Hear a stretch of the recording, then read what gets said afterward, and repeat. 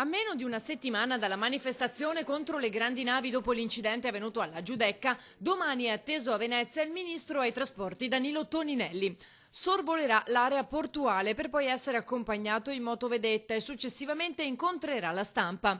In programma non c'è invece alcun incontro con rappresentanti di comune o regione, con cui in questi giorni tra il presidente Zaia e il sindaco Brugnaro c'è stato un continuo botta e risposta condito da gelo e polemiche. Intanto la stretta al passaggio delle grandi navi in città non ha avuto il voto della soprintendenza. L'ordinanza con i nuovi limiti per il transito tra San Nicolò e la Marittima è stata pubblicata dalla Capitaneria di Porto. Sullo sfondo lo scontro col Ministero dei Beni Culturali, che ha imposto il vincolo sul bacino di San Marco e sul canale della Giudecca per allontanare le navi. Dunque fuori!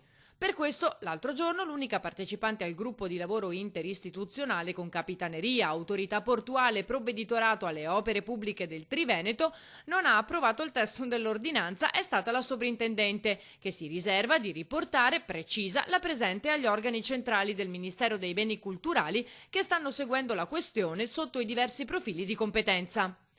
L'ordinanza mette ulteriori paletti alla navigazione. La motivazione è proprio l'incidente avvenuto alla Giudecca. La novità più rilevante riguarda i rimorchiatori. Con le nuove misure solo le navi di stazza inferiore alle 40.000 tonnellate potranno essere trainate in porto da 2 rimorchiatori, uno a poppa e uno a prua. Fino a ieri ne bastava uno. Ridotti anche i limiti di velocità. Dalle bocche di porto a Sant'Andrea si manterranno gli 8 nodi, poi l'andatura dovrà procedere a 5 e non più a 6 fino all'ormeggio.